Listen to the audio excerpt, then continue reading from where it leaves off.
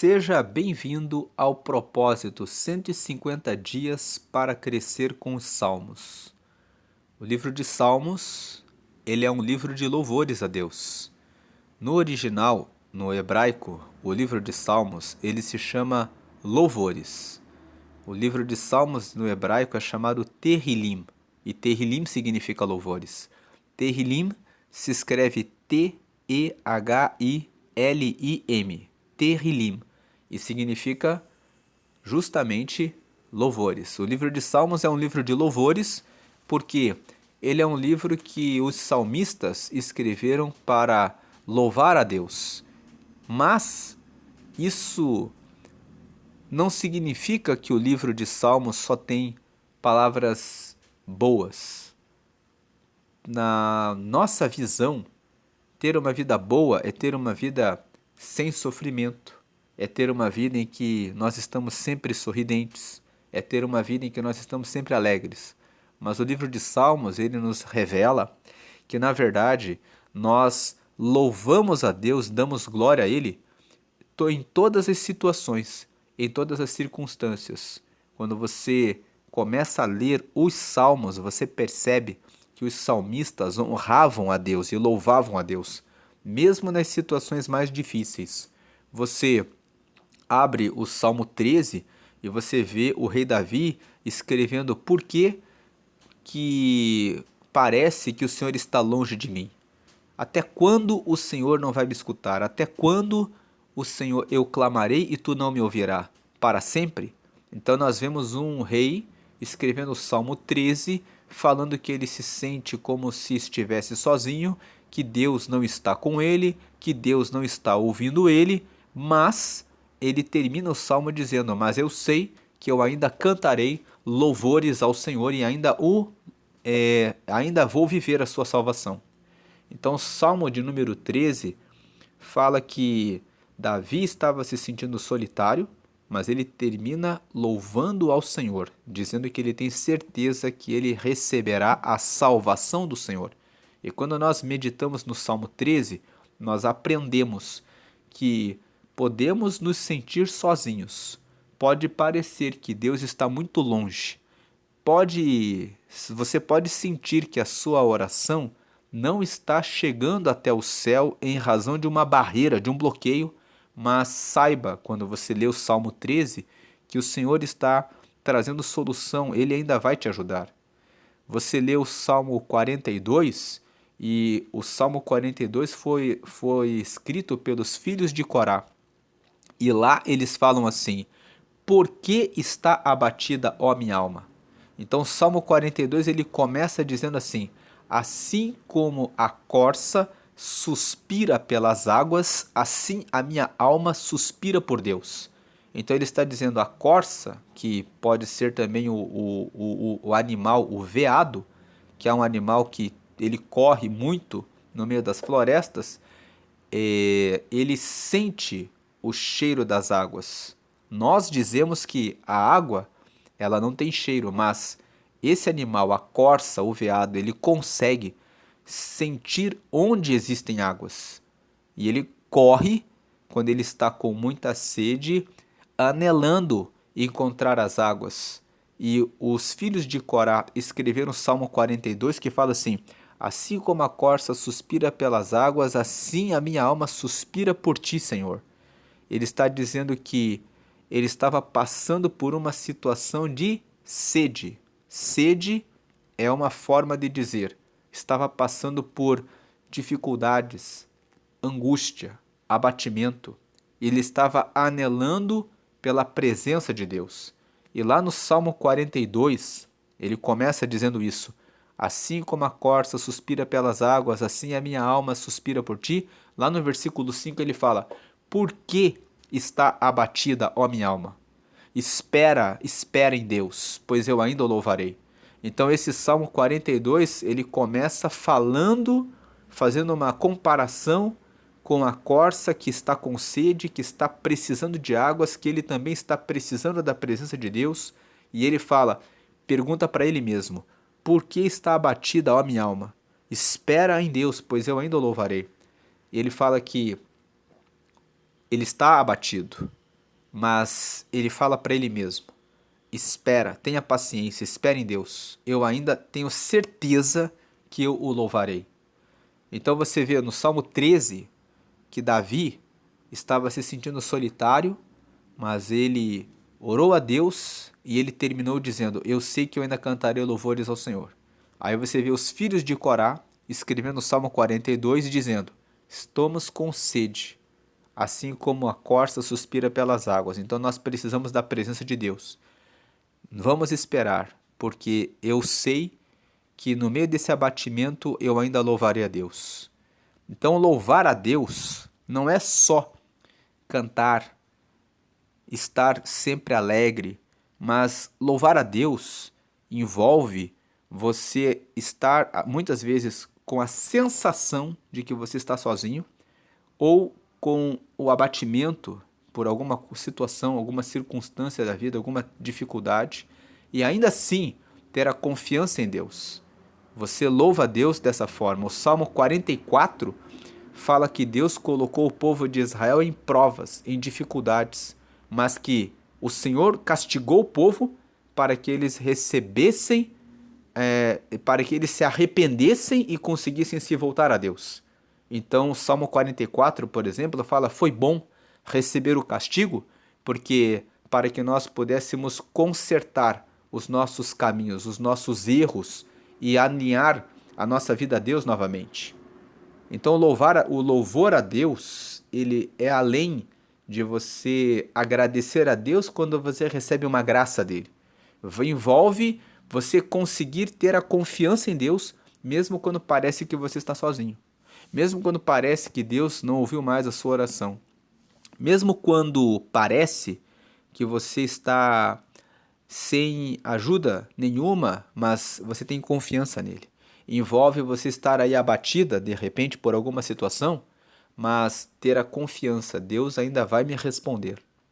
E o livro de Salmos, ele tem a, uma grande extensão. Ele tem 150 textos. Você está vendo na tela capítulo 67, mas o livro de Salmos ele não tem capítulo, porque cada salmo é independente, não existe uma relação do Salmo 67 com o Salmo 66 e com o Salmo 68. Cada texto, cada salmo, ele é individual. Ele foi escrito por um salmista, escreveu de uma situação específica, particular, que ele estava passando, que envolveu o seu relacionamento individual e particular com Deus. E ele escreveu aquele salmo. E aí depois o povo judeu reuniu esses salmos, que foram escritos por diversos autores, foram escritos por Davi, por Salomão, por Moisés, por vários sacerdotes que são desconhecidos, mas que em um momento da vida passaram por uma situação e escreveram aquele salmo que foi achado no templo e que foi reunido para dentro do livro dos salmos, para compor os salmos.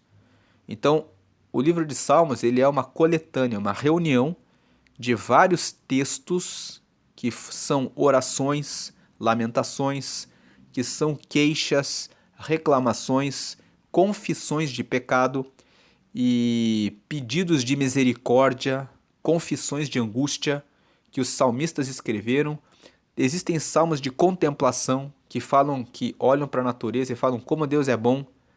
O Salmo 19, por exemplo, fala disso. O Salmo 19 fala assim: os céus manifestam a glória de Deus, e o firmamento a glória das suas mãos. Um dia faz declaração a outro dia, e uma noite faz declaração a outro dia. Sem linguagem, sem nenhuma fala, revelam a grandeza e a glória de Deus. Então, o que o Salmo 19 está falando? Ele é um salmo de contemplação. O salmista está olhando para o céu, vendo o sol. Ele fala, inclusive, o sol, ele sai do seu tálamo com toda a sua força e com o seu brilho e dá força a todos e a sua luz, o seu calor para todos, até quando ele desce e se recolhe na sua casa. Ele está falando a respeito de ver a natureza, olhar para o céu, olhar para o sol, para a lua, para as estrelas e ver a grandeza de Deus. Então, o Salmo 19, ele é um salmo que nos traz o louvor a Deus pela contemplação. Cada salmo vai nos ensinando uma forma diferente de adorar a Deus, de nos relacionarmos com Deus. Por isso que nesta série que nós estamos gravando, que o Espírito Santo nos orientou a realizar essa gravação, ela é um convite para aprofundar o relacionamento com Deus. São 150 salmos, então você tem um por dia, você tem 150 dias, você tem 5 meses, praticamente metade do ano buscando e honrando a Deus. E depois você pode voltar a meditar nesses salmos. Nós já gravamos 66 dias, 66 salmos. Hoje nós estamos no dia 67. Vamos hoje meditar no Salmo 67. Como nós falamos, salmos não tem capítulo. Aqui na tela você está vendo capítulo 67 porque essa é uma Bíblia digital que tem o objetivo de facilitar a leitura das pessoas. Então ela coloca aqui capítulo. Mas o correto é Salmo 67, Salmo no singular. Quando você fala salmos no plural, você está fazendo referência ao livro como um todo. Os salmos é a reunião de todos os 150 salmos. Então, quando você fala de um salmo só, você fala Salmo 67. Ou você pode dizer Salmo de número 67, porque significa que ele está na posição 67. Uma última consideração antes de entrar aqui no Salmo 67 é que o livro de Salmos ele começa com um convite. O Salmo número 1 fala que se você quer ser feliz, você deve não andar no caminho não andar no caminho dos ímpios, não se deter no caminho dos pecadores e nem ficar sentado na roda dos escarnecedores. Se você ficar longe dos que praticam o mal, o Salmo número 1 fala isso. Bem-aventurado é o varão, é a pessoa que não anda no conselho dos ímpios, não se detém, não para no caminho dos pecadores e nem se assenta na roda dos escarnecedores, mas antes tem o seu prazer na lei do Senhor e nela medita de dia e de noite, para fazer o que está escrito nela, porque assim ela vai ser como uma árvore que está plantada junto a um ribeiro de águas, cujas folhas nunca secam e que no devido tempo dá o seu fruto. Mas não são assim os ímpios. Os ímpios, os que praticam o mal, são como a moinha que o vento espalha, são como a palha que o vento espalha. Ou seja, andam nessa vida batendo a cabeça sem encontrar o caminho certo. Mas aqueles que meditam na lei do Senhor todos os dias são como uma árvore, são comparados a uma árvore que está junto ao ribeiro de águas. O ribeiro de águas é Jesus. Ele é a água da vida. Ele traz vida todos os dias para a nossa vida. Quando você medita na palavra, você recebe esse rio. Você recebe uma parte do rio e nessa parte do rio você fica como uma árvore que aprende uma coisa nova e frutifica. Você produz o fruto de Deus na sua vida.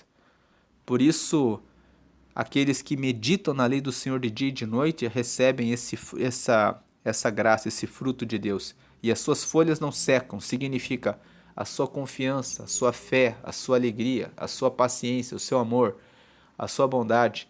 As suas folhas não secam, ela tem esperança, ela tem motivos de sorrir mesmo quando está passando por situações difíceis, porque é Deus que renova ela, porque ela todos os dias se alimenta desse rio, dessa palavra da vida. E depois do Salmo 1 falando a respeito disso, você vai evoluindo nos Salmos, aprendendo várias coisas da vida a respeito de pecado, confissão, oração, como enfrentar o abatimento, como agradecer a Deus mesmo quando estamos sendo corrigidos pelos nossos pecados, como diz o Salmo 44, até chegar no final, quando os últimos salmos, os 145 até os 150, são salmos de louvor a Deus. Todos são salmos que dizem: louvai ao Senhor por tudo o que Ele tem feito, louvai ao Senhor com todas as forças, louvai ao Senhor com tudo que recebemos, louvai ao Senhor, todos os povos louvem ao Senhor. Então o livro de Salmos ele traz um caminho em que ele começa orientando o que fazer para ser bem-sucedido e feliz. Depois ele passa ao longo dos salmos revelando várias situações que nós passamos ao longo da vida, para fechar nos últimos salmos dizendo: tudo que nós fazemos é para louvar a Deus, honrar a Deus, para agradecer a Ele, com tudo que temos, com tudo que somos, com tudo que temos recebido da parte dele. Louvemos ao Senhor. E o Salmo 67, agora entrando no Salmo de hoje, o Salmo 67, ele é um salmo pequeno e ele é um salmo que, em resumo, ele fala assim: Deus tem a misericórdia de nós, que nós devemos louvar a Ele porque Ele nos dá alegria, e nós devemos louvar a Ele porque quando nós louvamos a Ele, nós recebemos as recompensas dele. Então ele traz essas três ideias. Que Deus tenha misericórdia de nós. Nós precisamos da misericórdia dele. Misericórdia é uma palavra formada por duas palavras, miséria e cordes, onde cordes significa coração. Deus dá o cordes dele, o coração dele, para nós, apesar das nossas misérias. Então, ter misericórdia de alguém é dar o nosso coração, é dar o nosso cordes para alguém, mesmo que sabendo que essa pessoa é miserável. Deus, ele faz isso conosco. Ele tem misericórdia. Apesar dos nossos pecados, das nossas misérias, ele nos recebe com o coração dele. Então, aqui entrando na leitura do Salmo 67:1, Deus tenha misericórdia de nós e nos abençoe. O salmista diz assim, que Deus nos receba com o coração dele, com o cordes dele, apesar e com todas as nossas misérias. Porque se Deus tem a misericórdia, ele nos perdoe, nos receba com o coração dele de nós e nos abençoe. E faça resplandecer o seu rosto sobre nós. Em outras palavras, que Deus faça o rosto dele brilhar sobre nós, quer dizer que ele traga a luz, porque nós andamos em trevas, nós andamos em escuridão, nós não reconhecemos os nossos erros, as nossas falhas, as nossas misérias. Quando o salmista fala que Deus faça resplandecer o seu rosto, o rosto dele sobre nós, ele está dizendo: se Deus resplandecer o rosto dele sobre nós, nós vamos ter clareza, nós vamos ver a luz, nós vamos perceber as nossas misérias, nós vamos entender onde estamos errando e nós teremos a chance de, enxergando, fazer a coisa certa. Quando a luz revelar o nosso erro, o nosso pecado, nós vamos poder andar no caminho certo. Então ele começa, o Salmo 67 é uma oração, é um pedido. Deus, tenha misericórdia de nós e nos abençoe e faça resplandecer o seu rosto sobre nós. Selá é uma palavra que significa pausa. E vamos lembrar, os salmos, eles são louvores, então o povo de Israel canta esses salmos. Então quando você canta esse salmo, quando tem selá, aqui tem uma parada na música, mas essa parada ela também serve para você meditar no que você acabou de cantar. Então o que nós acabamos de dizer? Deus, tenha misericórdia de nós e nos abençoe, e faça resplandecer o seu rosto sobre nós. Selá. Então é silêncio, dê uma parada, pense nisso. Que realmente Deus tenha misericórdia de nós. Eu, nessa parada aqui, penso assim, que Deus tenha misericórdia de mim, que Ele me abençoe, que Ele faça resplandecer o rosto dele sobre mim, para eu poder perceber os meus erros, as minhas falhas, as minhas quedas, para que eu consiga fazer a coisa correta, para que eu mude a minha vida, para fazer o que agrada a Deus. Agora, versículo 2. Por que ele pede isso? Para que se conheça na terra o teu caminho e em todas as nações a tua salvação. Então ele pede para que Deus faça resplandecer o rosto dele sobre nós, para quê? Para que se conheça na terra o teu caminho. Se Deus faz resplandecer o brilho do rosto dele sobre nós, nós enxergamos os erros e conseguimos conhecer o caminho dele. Então ele fala, é justamente por isso que eu estou pedindo isso, Deus, para que se conheça na terra o teu caminho e em todas as nações a tua salvação. Então ele pede para Deus resplandecer o rosto sobre ele, para ficar revelado o caminho de Deus e para ele anunciar para todas as pessoas do mundo o reino de Deus, para todos terem a chance de conhecerem a Deus. Então, muitas vezes, o Salmo 67 é um convite. Às vezes você está caminhando e não sabe se está fazendo a coisa correta. Você pode orar o Salmo 67. O livro de Salmos, ele também pode servir como um repositório de orações. Se eu não sei como orar e eu quero vencer uma situação, eu posso pegar aquele salmo e ler ele como se fosse uma oração. Então, como eu posso dobrar os meus joelhos e dizer assim: Deus, tenha misericórdia de mim. Eu posso ler esse salmo em primeira pessoa, colocando ele para a minha vida, aplicando ele para a minha vida. Deus, tenha misericórdia de mim e me abençoe. Faça resplandecer o teu rosto sobre mim, para que eu conheça o teu caminho e para que eu possa pregar o teu reino, mostrar na minha vida para todos os povos, para todas as nações, a tua salvação. Eu posso fazer isso, tomar o salmo como uma oração para a minha vida. Então, Deus, tenha misericórdia de nós e nos abençoe, faça resplandecer o seu rosto sobre nós. Dá uma parada aqui, selar, para que se conheça na terra o teu caminho e em todas as nações a tua salvação. Agora vem a segunda parte. Louvem-te a ti, ó Deus, os povos. Louvem-te os povos todos. 4. Alegrem-se e regozijem-se. O que é regozijar? É regozar, gozar de volta. Então, quando ele fala regozijem-se, tenham mais uma vez alegria. Então, o versículo 4 diz: alegrem-se e regozijem-se, e alegrem-se verdadeiramente as nações, pois julgarás os povos com equidade, e governarás as nações sobre a terra. Selá, mais uma pausa. Então, o que é que o versículo 3 e 4 estão dizendo? Louvem a Deus e alegrem-se, louvem todos os povos. Versículo 4, alegrem-se e tenham alegria de volta a todas as nações, porque ele julgará os povos com equidade. Equidade significa justiça e significa também bondade. Então significa que Deus ele é justo no julgamento dele. Então louvem a Deus porque um dia ele vai realizar o seu julgamento. E esse julgamento vai ser justo. E ele governará as nações sobre a terra. Então por que louvar a Deus? Porque um dia ele vai realizar o julgamento de tudo que é mal.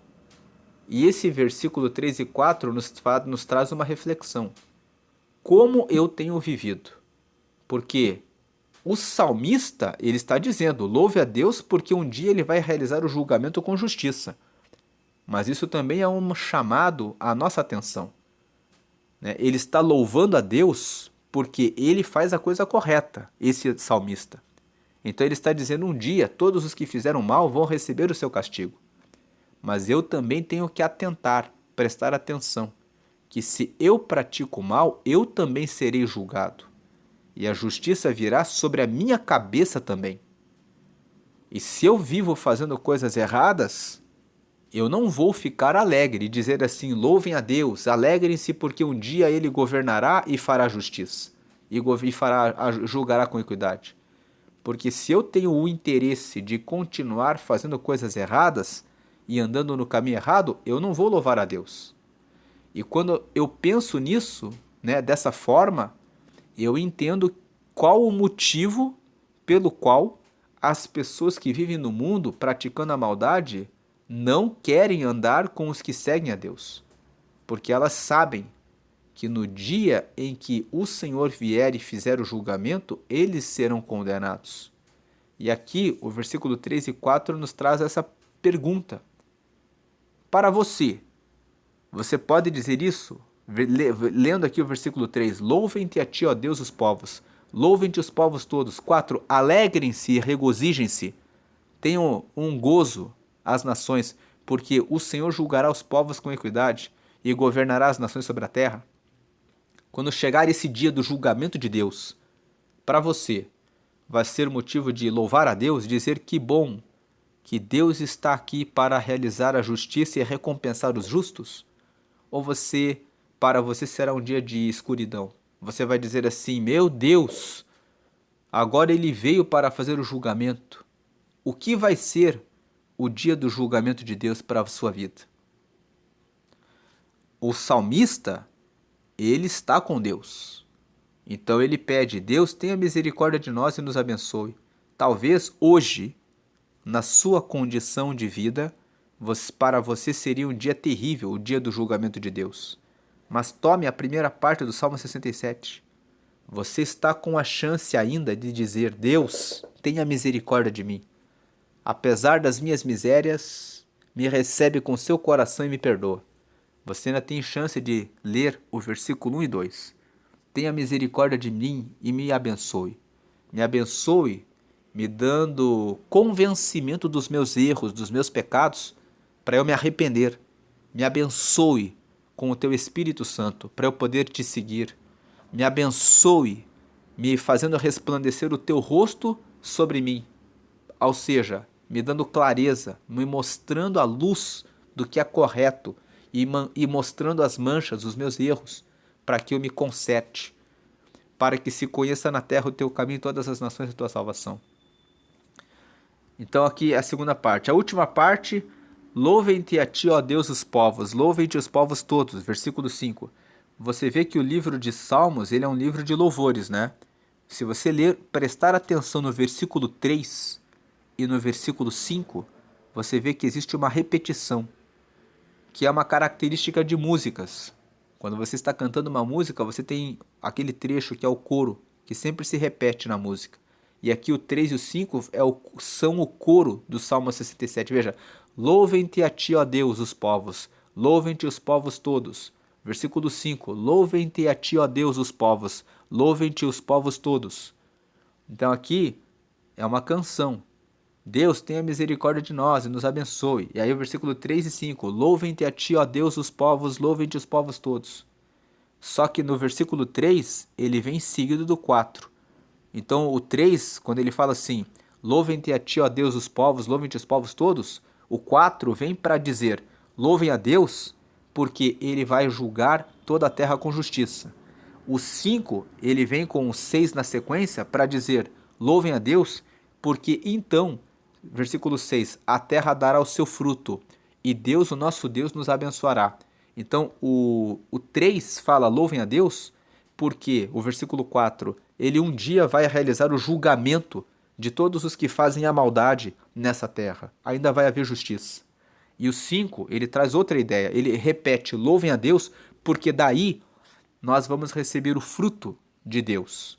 Nós vamos receber a recompensa de Deus.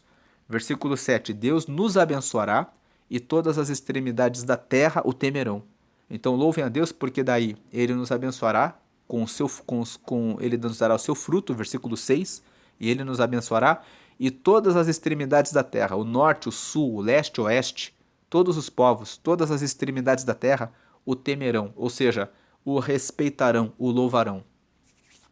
Então o Salmo 67, ele é um salmo simples e ele pede para Deus: tem misericórdia de nós para nos abençoar, porque nós não merecemos receber as bênçãos de Deus, porque somos pecadores e todos os dias temos maus pensamentos, fazemos coisas erradas. Então nós precisamos da misericórdia de Deus.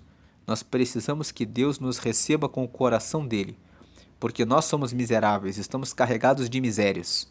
Por isso a palavra misericórdia, que o Senhor nos receba, tenha misericórdia, apesar das nossas misérias, nos receba com o coração dele, com o córdios dele. Porque assim ele nos abençoa e que ele resplandeça a luz dele para mostrar os nossos pecados, para que se conheça na terra o caminho dele e que todos os povos entendam a salvação dele.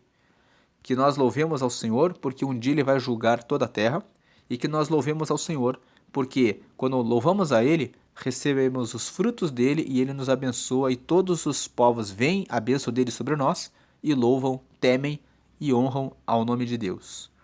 Essa é a palavra do Salmo 67, e se você quer receber essa misericórdia de Deus, quer receber a bênção de Deus, quer receber a luz de Deus para conhecer o caminho que Ele quer para a sua vida, você deve aceitar a Jesus como Salvador da sua vida. Por que aceitar Jesus como Salvador da sua vida? Por que eu preciso de um Salvador? Porque nós temos pecados e Jesus veio para nos salvar. Ele entregou a vida dele na cruz e o sangue dele foi derramado para nos justificar dos nossos pecados. Quando você aceita Jesus, confessa Ele como seu Senhor e Salvador, você está dizendo assim: eu reconheço que eu sou miserável, eu reconheço que eu preciso declarar que Jesus é o meu Salvador, eu preciso receber Jesus como meu Salvador, porque daí o sangue dele fica no lugar do meu pecado. Quando Deus olhar para você, ele vai ver a marca de Jesus em você, porque você recebeu o sacrifício de Jesus por você. Jesus morreu por todos. O sangue dele foi derramado por toda a humanidade. Inclusive João, capítulo 3, versículo 16 diz isso. Porque Deus amou o mundo de tal maneira que deu seu Filho unigênito para que todo o que nele crê não pereça, mas tenha vida eterna. Então, o texto de João 3,16 deixa muito claro que Jesus morreu por toda a humanidade. Mas é aquela coisa, ele deu a oferta da salvação para todos. Mas você precisa receber a oferta. Você precisa dizer: eu quero receber essa salvação. Porque ele respeita o nosso livre-arbítrio. A pessoa pode não querer receber. E a pessoa pode dizer: e daí que Jesus morreu por mim? E tem muitas pessoas que vivem assim. Elas: e daí que ele morreu por mim? Eu quero fazer o que eu quero. E essas pessoas, elas não querem louvar a Deus. Elas querem fazer o que elas querem. Elas querem viver na escuridão, nas trevas. Elas não querem pedir a Deus: faz resplandecer o teu rosto sobre mim. Porque elas sabem que se resplandecer o rosto de Deus sobre mim e sobre você, ele vai mostrar as nossas falhas, onde estão os nossos pecados e onde precisamos corrigir a nossa vida. Você pode ler isso como uma bênção. O salmista aqui que escreveu o Salmo 67, ele escreveu isso como uma bênção. Que bom que Deus resplandece a luz sobre mim, porque daí eu vejo os meus erros e eu peço perdão e um dia ele vai julgar toda a terra com justiça e se eu vejo os meus erros, eu conserto e eu recebo os frutos de Deus e as bênçãos dele. Mas tem pessoas que vão ler esse salmo e vão dizer: que ruim, porque ele colocou o rosto dele sobre mim e eu vi quanto eu sou pecador. E eu quero continuar no pecado, então eu não quero receber esse Jesus. E se você resolve seguir por esse caminho, está tudo bem, está tudo certo, porque Jesus não obriga ninguém a segui-lo. E se você está na igreja fazendo coisas erradas e o seu pastor já falou para você consertar e corrigir e você fica emburrado ou fica emburrada dizendo que pastor chato, então está tudo bem, você vai ficar dentro da igreja, mas um dia o Senhor virá e fará o seu julgamento. Percebe que quando nós meditamos no livro de Salmos, cada um deles vai nos trazendo entendimento do nosso relacionamento com Deus? Eu posso me arrepender e dizer: não, eu não quero mais viver fazendo as coisas erradas. Eu vou ouvir o pastor e vou consertar o caminho, porque é isso que Deus quer de mim. E Deus ama todos, Ele quer a correção. Ele colocou o seu pastor para te dar a orientação. E não é a palavra que é pesada, ela não vem pela maldade, ela vem pelo bem. Os nossos pais, quando nos corrigiam, quando éramos crianças, sempre foi para o nosso bem. Também a palavra vem para o nosso bem. Então, que Deus abençoe a sua vida nesse dia. Vamos completando aqui o raciocínio para a pessoa que ainda não recebeu Jesus. Quando você recebe Jesus, você recebe esse perdão dos pecados. Você aceita o sacrifício de Jesus na cruz por você. E aí você está dizendo assim: eu recebo, eu entendi que eu sou pecador. Eu entendi que eu preciso de Jesus. Que o sangue dele que morreu lá, o sangue dele que escorreu naquela cruz, é que Deus viu aquele sangue puro, falou assim: ele foi morto, sem nenhum erro. E ele fez isso com um propósito, de todo mundo que receber Jesus, receber o perdão por meio dele. Então, quando você recebe Jesus, você aceita Jesus, Deus olha e fala assim: Deus ele enviou Jesus para isso mesmo. E ele fala: esse aqui recebeu Jesus, ele recebeu o sacrifício, então ele está perdoado. E aí você recebe o perdão e se torna filho de Deus. o seu nome vai ser escrito em um livro chamado Livro da Vida. Apocalipse, capítulo 20, o último livro da Bíblia, no capítulo 20, fala a respeito do livro da vida. Lá está escrito que no céu tem um livro chamado Livro da Vida, onde estão os nomes dos que receberam Jesus. Então o seu nome vai ser escrito lá, porque você recebeu ele. E você vai ter aqui na terra o Espírito Santo. Jesus disse em João 14, João 16, ele falou: eu vou embora, mas eu vou deixar o Espírito Santo e ele vos ensinará todas as coisas para seguirem a Deus. Então, quando você aceita Jesus, você recebe, número 1, perdão dos pecados. Número 2, você se torna filho de Deus, porque você está perdoado, então você se torna filho.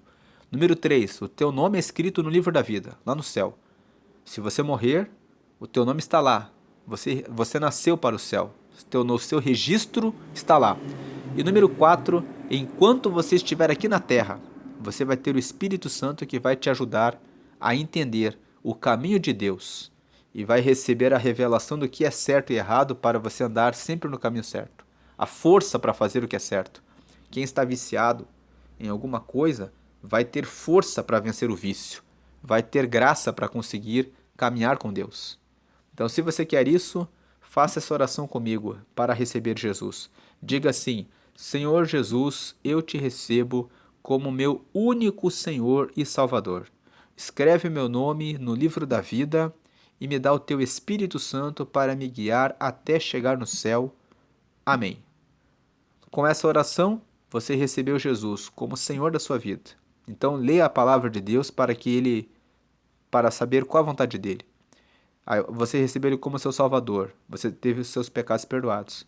Você pediu para escrever o seu nome no livro da vida. O seu nome está lá, porque você pediu. E pediu perdão dos pecados. E que reconheceu que Jesus é seu Salvador. E você recebeu o Espírito Santo. Agora, se você não frequenta nenhuma igreja, procure uma igreja em que você se sinta bem e que pregue que Jesus está vivo.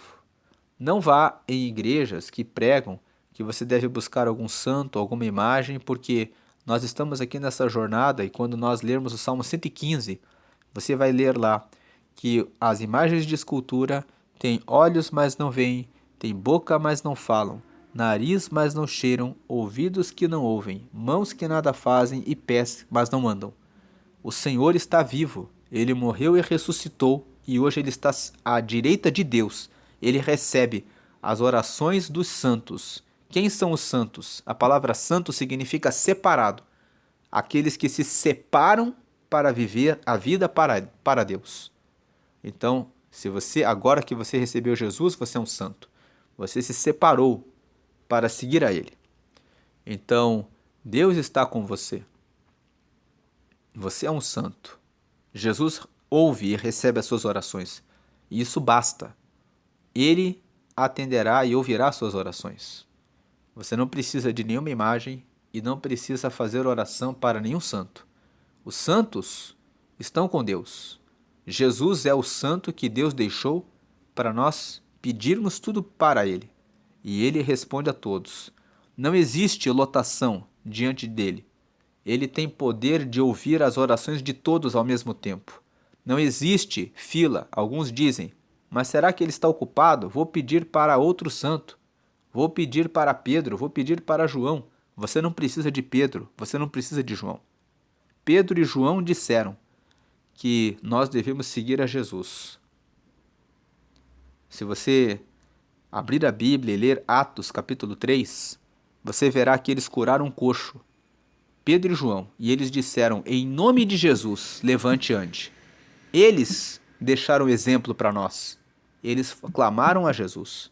Nós devemos clamar a Jesus. E Jesus nos responderá. Deus abençoe a sua vida, hoje e sempre. A graça e a paz de Jesus. Amém.